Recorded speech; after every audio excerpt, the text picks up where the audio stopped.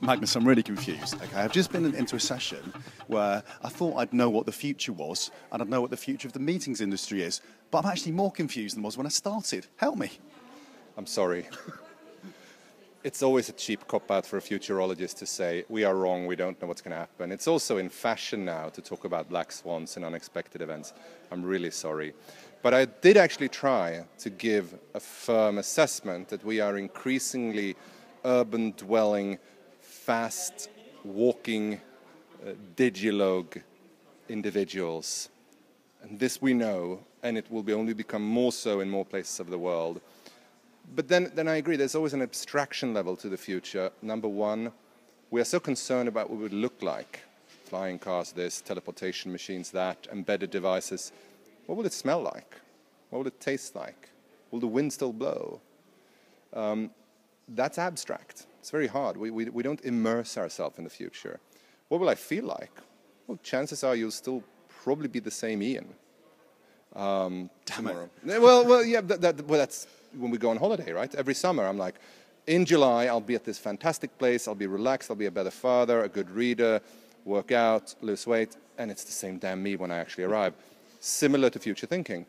The confusion side of the future comes from the fact that there are some things we cannot and should never know.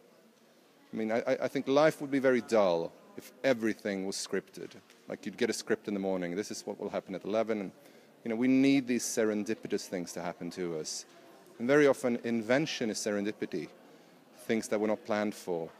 Karl Popper, the philosopher, said this eloquently, we can never know what we will know in the future, because if we could, we would know it already.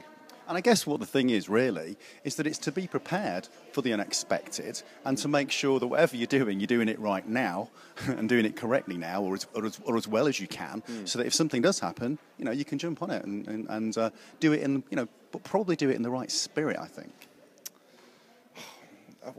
I actually wrote a book called The Attack of the Unexpected. It was meant as an antidote to Nassim Taleb's seminal Black Swan. But it's become such a cliche to prepare for the unexpected. That could easily be like, so sit in a bomb shelter and be happy. Why not harness it? Why not leverage it? Why not be humble? Yeah. I mean, Wisława Szymborska, the Polish poet, said, whatever inspiration is, it comes from the three words, I don't know. So let's start there. Let's not tell stories. Let's not say climate change, emerging markets, sustainability, compliance, that's the future. Let's start with these random small ideas elements.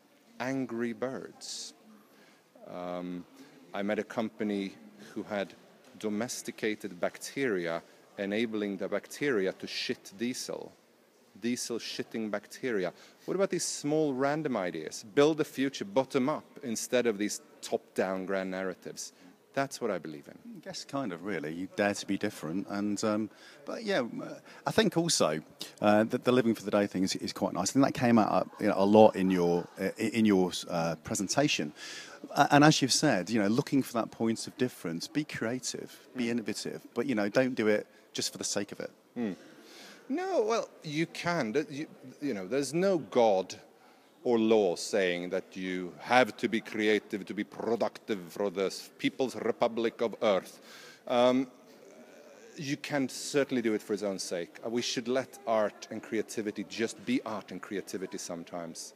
We become so hung up on solving these grand problems. But I would say this. I showed an image, which I showed many times. It's a study looking at how long you needed to work to earn an hour of reading light. And 200 years ago, the average person had to work 6 hours to get an hour of reading light. Today, we work half a second. That's something good. When we say better world, it often becomes politicized. It's like, if the rich pay more taxes, it's a better world. If we have less unemployment, and actually, most of those things are just politics. They're not literally about better world. But if we liberate them, if we enable people to work less, free up time, to gain more, whatever they do with that time, it's their own wealth, it's their own time, it's their own money. They spend it as they fit. We might have done something better. Well, that was just a microcosm of the issues, the plethora of issues you were covering today, Magnus. Hopefully we'll catch again and talk about some more.